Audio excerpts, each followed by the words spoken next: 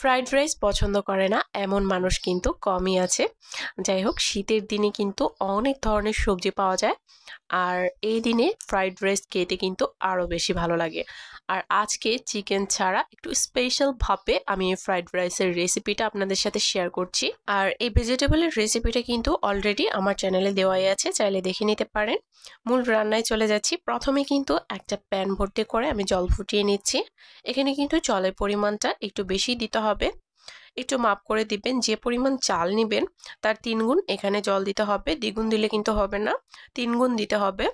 আর এখানে আমি দিয়ে দিয়েছি স্বাদ মতো লবণ, আর দিয়ে দিলাম প্রায় 2 টেবিল চামচের মতো তেল।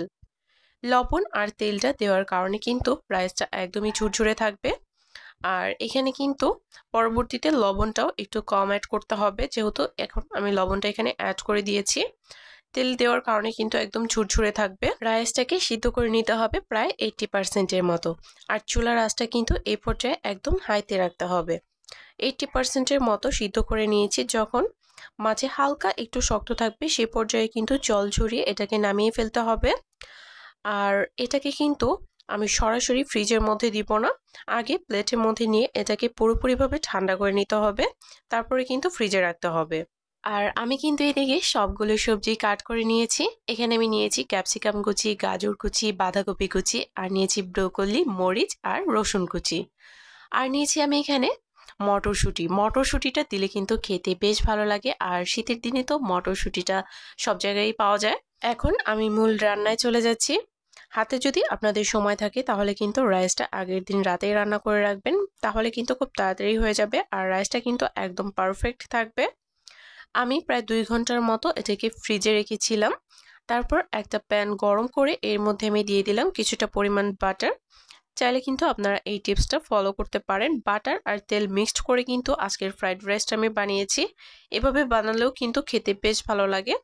তবে একদম পারফেক্ট ফ্রাইড রাইসটা বানাতে হলে কিন্তু বাটারটা দিতেই হবে। বাটার আর তেল খুব ভালোভাবে গরম হয়ে যাওয়ার পরে আমি এখানে দিয়ে দিয়েছি রসুন কুচি। রসুনটাকে এখানে হালকা করে ভেজে নিতে হবে। আর তারপর এখানে আমি দিয়ে দিব ডিম।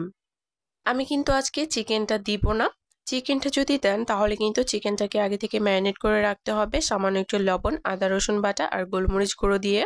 আর তারপর চিকেনটাকে কিন্তু আগে ভেজে নিতে হবে, অথবা ডিমটাকে আগে ভেজে নিতে হবে। যাই হোক, এখানে কিন্তু ডিমটাকে আমি নেড়েচেড়ে খুব ভালোভাবে ভেঙে দিচ্ছি। ডিমটাকে আমি এখানে হালকা করে একটু ভেজে নিব। তারপর এখানে এক এক করে সবজিগুলো অ্যাড করব। আসলে ফ্রাইড রাইস রান্না করাটা কিন্তু একেবারেই সহজ। আমার চ্যানেলে কিন্তু আরো অনেক ফ্রাইড রাইসের রেসিপি দেওয়া আছে, চাইলে দেখে নিতে পারেন। ডিমটাকে আমি খুব ভালোভাবে ভেজে নিচ্ছি, একদম ঝুরি ঝুরি করে ভাজতে হবে। আর আপনাদের বোঝার সুবিধার্থে আমি কিন্তু ভিডিওটা খুব বেশি কাট করিনি।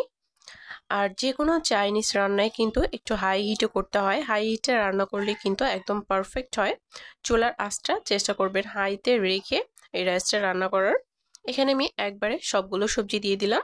আপনারা চাইলে কিন্তু গাজরটাকে আগে হালকা করে একটু ভেজে নিতে পারেন, তবে আমি এখানে সবগুলোই একসাথে দিয়ে দিলাম। সবগুলো একসাথে নেড়ে চেড়ে খুব ভালোভাবে প্রথমে ভেজে নিতে হবে। যেহেতু হাই হিটে এগুলোকে ভাজবো, খুব বেশিক্ষণ সময় লাগবে না ভাজতে, মোটামুটি 80%-এর মতো কুক হলেই হয়ে যাবে। আর নাড়াচাড়া কিন্তু বন্ধ করা যাবে না, অনবরত কিন্তু নাড়াচাড়াটা চালিয়ে যেতে হবে। আর এই পর্যায়ে কিন্তু চাইলে সবজিতে সামান্য একটু লবণ দিয়ে দিতে পারেন, এতে করে কিন্তু সবজিটা নরম হয়ে যাবে আর ভাজা হতে কিন্তু খুব বেশিক্ষণ সময় লাগবে না। আমি এখানে খুবই সামান্য পরিমাণে লবণ দিয়েছি, কারণ পরবর্তীতে আমি এখানে বিভিন্ন সস অ্যাড করব, আর সসে কিন্তু বেশ অনেকটা পরিমাণে লবণ থাকে। সবজিটাকে কিন্তু আমি 5-6 মিনিটের মতো ভেজে নিয়েছি, এর বেশি ভাজার কিন্তু কোনো প্রয়োজন নেই। এই তো, এখন আমি এর মধ্যে রাইসটা দিয়ে দিব। আর রাইসটা কিন্তু একদম ফ্রিজ থেকে বের করে সরাসরি এর মধ্যে দিয়ে দিতে হবে, আগে থেকে বের করে রাখলে কিন্তু হবে না। রাইসটা কিন্তু এখনো বেশ অনেকটা দলা পাকিয়ে আছে, কারণ আমি হাত দিয়ে এটাকে ছাড়িয়ে দিইনি, কিন্তু রাইসটা কিন্তু ঝুরঝুরেই হবে। খুব ভালোভাবে নেড়েচেড়ে আমি এর মধ্যে মিশিয়ে দিচ্ছি। প্রথমে আমি এখানে 1 প্লেটের মতো রাইস দিয়েছি, পরবর্তীতে এইখানে আমি আরো 1 প্লেট রাইস দিয়ে খুব ভালোভাবে মিশিয়ে নিয়েছি। আর সবগুলোকে একসাথে খুব ভালোভাবে নেড়েচেড়ে দিতে হবে।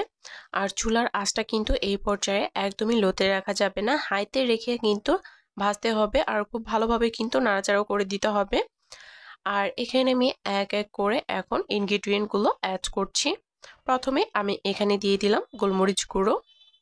আমি এখানে প্রায় 1 চা চামচের মতো ব্ল্যাক পেপার দিয়েছি, আপনারা চাইলে কিন্তু এখানে হোয়াইট পেপারটাও দিতে পারেন।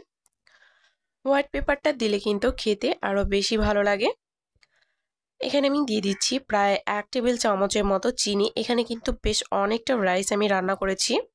এখানে আমি প্রায় 1 টেবিল চামচের মতো চিনি দিয়েছি। আর দিয়ে দিলাম আমি এখানে সয়া সস। এখানে আমি লাইট সয়া সসটা দিয়েছি। আপনাদের হাতের কাছে যদি সয়া সসটা না থাকে সেক্ষেত্রে কিন্তু এখানে ম্যাগি সসটাও দিতে পারেন অথবা ফিশ সসটা দিতে পারেন। ম্যাগি সসটা দিলেও কিন্তু রাইসটা খেতে বেশ ভালো লাগে, অথবা ফিশ সসটা দিলেও কিন্তু খেতে বেশ ভালো লাগে।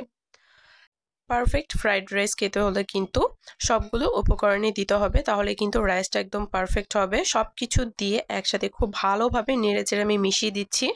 আর এই পর্যায়ে কিন্তু চুলার আঁচটা একদম হাইতে আছে। ফুল রান্নাটাই কিন্তু আমি একদম হাই হিটে করে নিয়েছি। আর রাইসটা রান্না করা হয়ে গেলে আমি কিন্তু এটাকে সঙ্গে সঙ্গে অন্য পাত্রে নামিয়ে নেব।